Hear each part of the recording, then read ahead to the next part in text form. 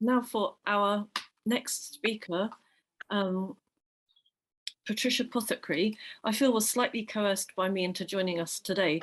Patricia is a retired educationalist and grandmother of a lovely child who happens to have Marfan syndrome.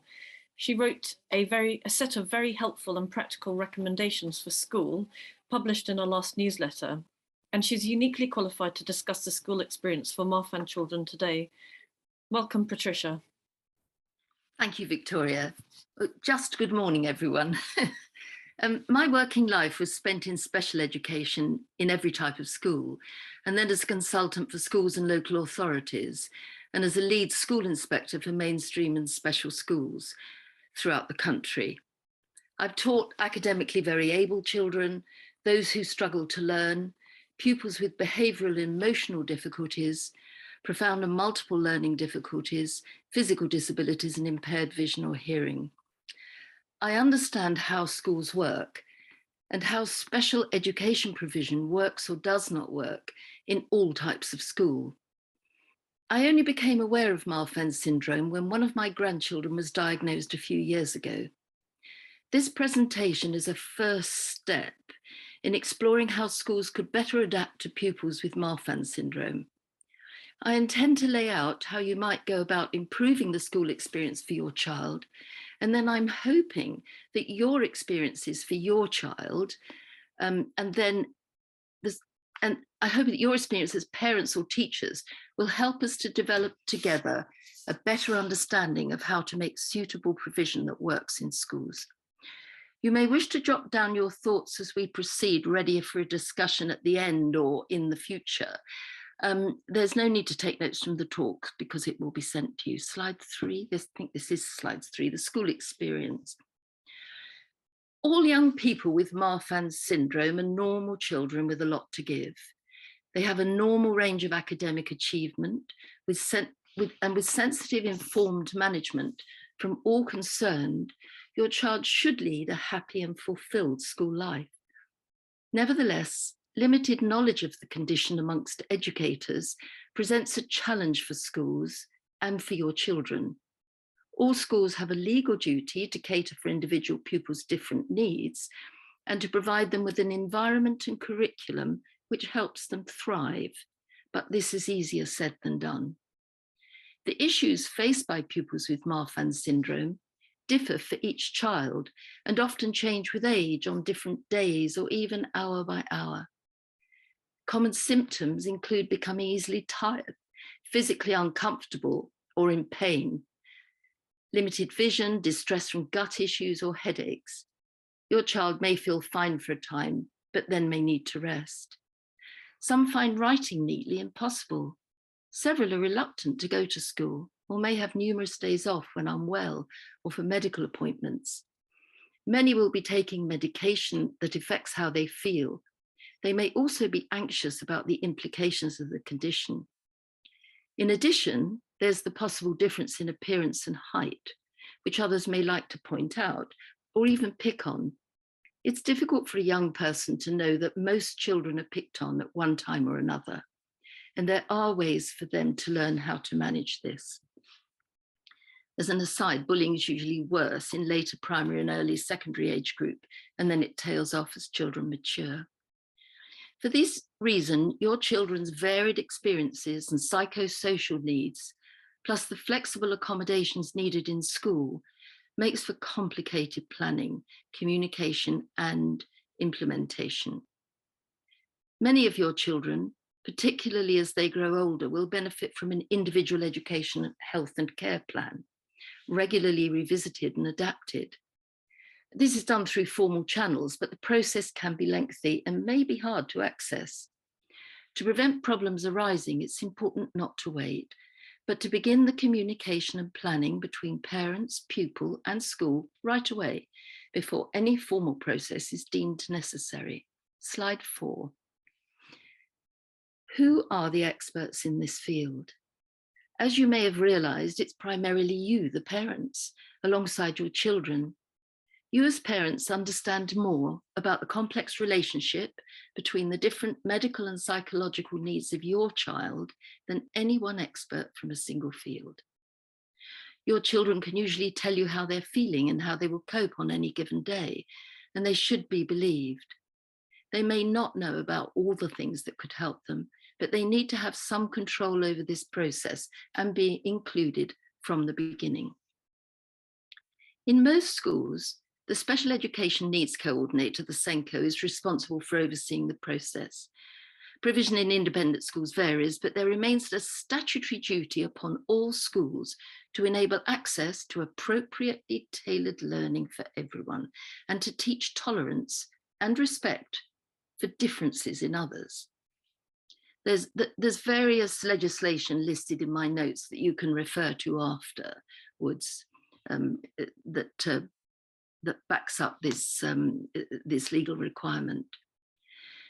Support for this system comes initially from the school psychological service, or in independent schools, a private psychological service. Whatever type of school your child attends, I would advise contacting the local education authority first. Following an assessment, the psychologist will make connections with other support services to assist with the pupil's comfort and inclusion. Slide 5. How can you work with the school to help staff adapt and plan to meet your child's needs? Confidence in communicating these needs in the knowledge it is the school's duty will be crucial in ensuring that they are met. It clearly works best when relationships are calm and cordial, no matter how frustrating the process. Understanding the pressures individual teachers work under is vital. Perhaps 15 to 25% of children in some classes require a form of adaptation, which for some teachers could amount to 150 children or more in a week. Most of your child's needs are unlikely to be particularly difficult for staff, as many responses concerning Marfan syndrome will be a matter of enabling flexible attitudes towards attendance, timings, ability to leave the room, pre-adapting furniture, etc. The most time-consuming aspect for the school may be providing some work to do at home or planning more inclusive activities which link to your child's strengths, rather than, for example, your child just sitting out a games lesson. An agreed plan should be written and communicated by the SENCO to all staff, ensuring adaptations, equipment and approaches are implemented, including that your child has a key person to go to if things go wrong. Subsequently, you may work with a SENCO or a senior leader, pastoral support teacher, class teacher, or form tutor, whoever you think really understands and would be best placed to ensure new staff are informed and that issues on any given day are communicated to everyone who will be with your child. However, all this understanding comes to nothing if the school is unable to adapt sufficiently well or consistently. A child may be reprimanded for arriving late to a lesson despite it being too difficult for them to walk quickly. They might be refused permission for needing to leave to take medicine when they're in pain, suddenly need a toilet or feel exhausted. They may be admonished for sitting down when they can no longer stand. Your child may need help to learn how to deal with this until it's resolved. A few teachers may not be as open to accommodating what may be perceived as manipulation when a pupil doesn't look ill and was fine last time or even a few minutes ago. They may know of other children with Marfan syndrome who did not present with such symptoms. These teachers are probably doing what they understand to be the right thing, which you will need to address. Knowing it's your right and that it's so important for your child's future should give you the confidence to work quietly and regularly with the school until its response is functioning well. Gain agreement that you will keep up communication until it works for your child, visiting and revisiting as issues occur. If this is too difficult for you, perhaps you could find a friend, family member, or another parent, maybe one from the Parent-Teacher Association, to act as an advocate who would do this with you. Slide 6. How do you go about developing a plan? It needs to begin at home. Primarily focusing on communicating your child's strengths is vital to success and their sense of well-being. Work with your child to list their strengths. Keep adding to this list with your child throughout their schooling. Then you can be ready to communicate with teachers, presenting your child as a rounded human being with a lot to offer, who needs adaptations to function well, not as someone with problems. Your child may then see their strengths more clearly, realizing the gifts they have to give and be motivated to develop them. Secondly, young people need to feel like one of the crowd, not stand out. Many will be uncomfortable with obvious attention from teachers. They do need subtle help at home and in school with accepting and embracing their differences, and so do their peers, particularly in realizing that absolutely everyone is different in some way. The school needs to enable low-profile adaptations, such as leaving a lesson without requiring obvious permission. Your child also needs to understand that some teachers might be less accommodating to their needs, and they will need to learn how to cope with this and not take it personally. It's a common experience for every child and a valuable life lesson. You will deal with this as you follow up the plan. Thirdly, putting the young person in charge of how they manage their needs in school is likely to lead to greater cooperation, better attendance, and more relaxed relationships with parents and teachers, crucial to their mental well-being and educational development.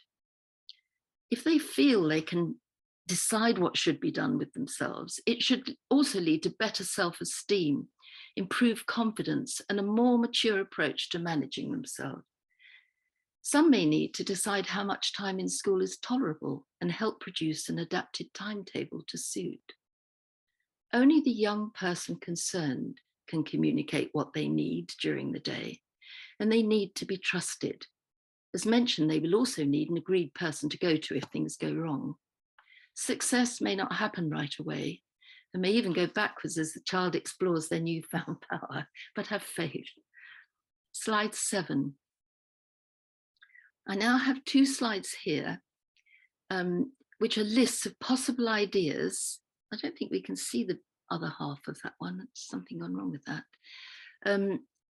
That you and your child might use.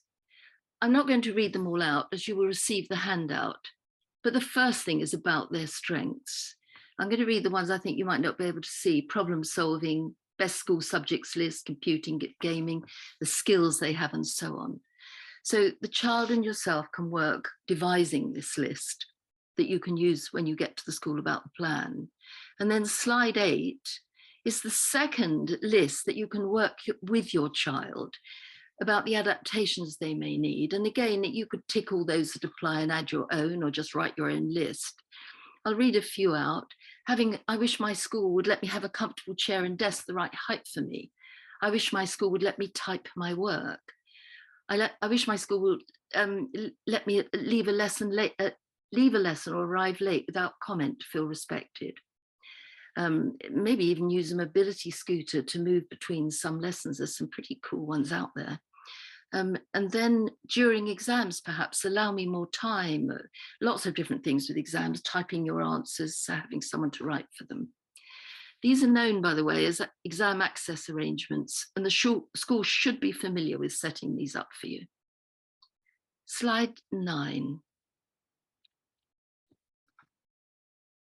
Once you have explored the issues and possible solutions with your child and family and listed them in a document, you're ready to work with the school. Now, I have a long list in front of me of possible actions for the first meeting. And when you get the notes, which you will if you ask for them, you'll be able to go through them in a better fashion. I'm going to read some of them now, and you can look at the other details later. You need to arrange a meeting with the Senko. Write a main list of the points you've agreed with your child and leave it with the school after the meeting. Make notes of the school's insights and suggestions. Explain what causes Marfan syndrome, its risks, and provide the Marfan Schools pamphlet. Marfan Trust Schools pamphlet. Detail your child's medical symptoms and the effect of any medication. Discuss the curriculum or adaptations which would help your child. Emphasize how vital it is that the young person take charge of seeing to their own needs during the day. Protect your child's dignity by ensuring teachers don't publicly object or comment when they leave late or when they leave the room or arrive late, for example. Towards the end of the meeting, you need to confirm all the adaptations and the flexibility all agree are needed. Seek assurances from all staff that all staff will be made aware of what's needed. Ask the school to explain how they will know if it's working. Agree that you will return to deal with issues that crop up, and schedule a follow-up meeting at every meeting you have. Slide 10. So what have we looked at? We've looked at the possible school experience for your child, where to find the expertise to help tailor that school experience, working with your child to figure out their strengths and the adaptations needed for communication with the school, and working with the school, and why it's so important to visit and revisit over time to make sure the plan is working well enough. You can't necessarily change everything right away and may need to pace yourself if it proves challenging. You will also have to help your child accept it may not always be easy and explore with them ways to cope with inevitable difficulties. Slide 11. I put up 4 questions on this slide, and I'm hoping that your knowledge and experiences will help us to develop these ideas, perhaps as an ongoing conversation led by parents via the proposed parents webinar. If you pick any one of these questions to begin your comments, I will type as you speak and incorporate them into this presentation, which the Trust will send to you. I don't know, Victoria, if you can do that so that I can hear what parents say. My email address will be on the handout that gets sent to you if you wish to have further thoughts. So these are the 4 questions, and then I'm going to wait for you to speak.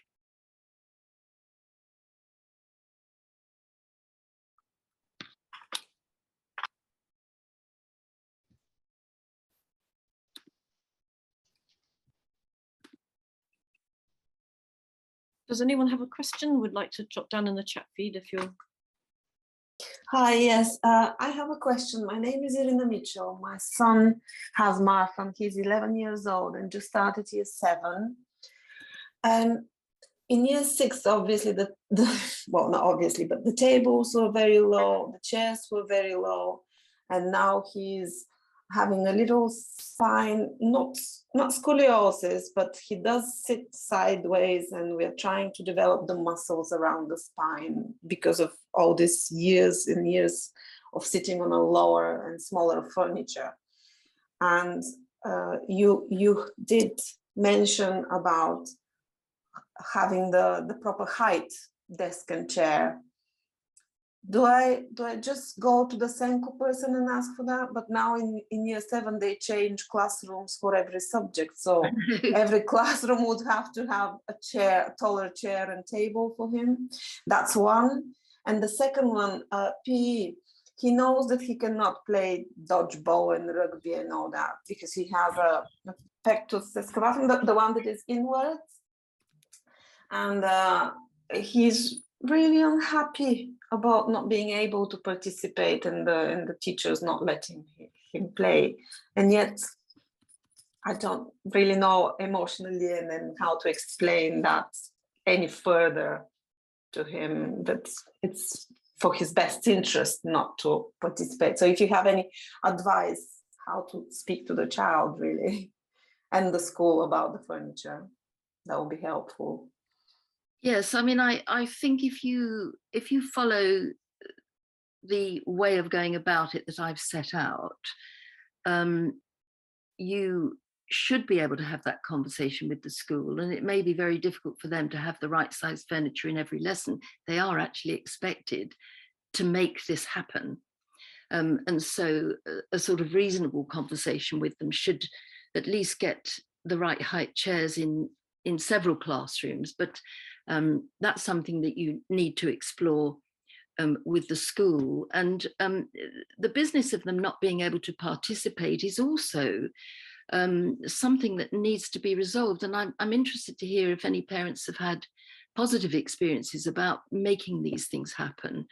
But I would say that there's been an amalgamation of international and British legislation on inclusion, which is reaching schools now, has reached schools very recently.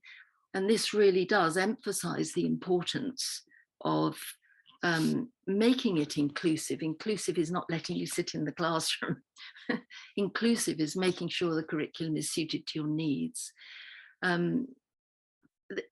There is I think talking to your child, when you talk about how do you stop them being unhappy, talking to your child so that they feel in charge should make quite a difference, that they feel as if they are actually helping to direct what's going on.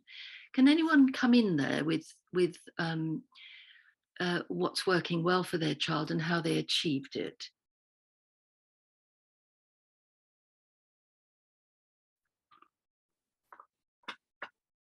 Charlotte? I can't hear. Charlotte's recommended wombat chairs. Yes, so we went through our physio to get a wombat chair for Amaya. I will quickly show you what it looks like. We have one at home too, and it's really adapted. You have a footrest that you can move up and down, which is great. We have one at home and school. And as for taking part in sports and stuff, I don't know if they are able to adapt it, but Amaya recently done a sports day, and obviously there was a lot of things that she wasn't able to do, but they adapted everything to make sure she was involved. So if it was like running over hurdles, she just had a teacher holding her hand so she didn't lose her balance. They just really adapted everything so she could do every single sport, and it was lovely. Well, that really is this is why I'm saying it's a journey, this concept, and helping schools. And that's why I think that the parents themselves, it's a long time since I've been in schools now, certainly with my own children. And I think that you are best placed really to try and develop and build this up. And let's take the ideas I've put in here. And if some of you can work on that, we can hear back from you how it works. But basically, as I say, if you have the confidence to know it's your right, and you're not asking for too much, you're asking for your child's future and how it's going to help them, and their mental sense of well-being is as important as the rest, and often quite a primary factor. In my experience, we usually say to the school, if they can't participate, could you include them? Make them referee or in charge of the equipment. They're still there with the peer group and they're still learning. And in one school, they sent the lad to join any class that was in the swimming pool. Yes. Kerry's just said that we've always had a problem with our son wanting to play rugby. He now acts as a linesman or water boy, so he's involved in the club and he collects the money. Aha. Yes. Budding businessman. Yeah.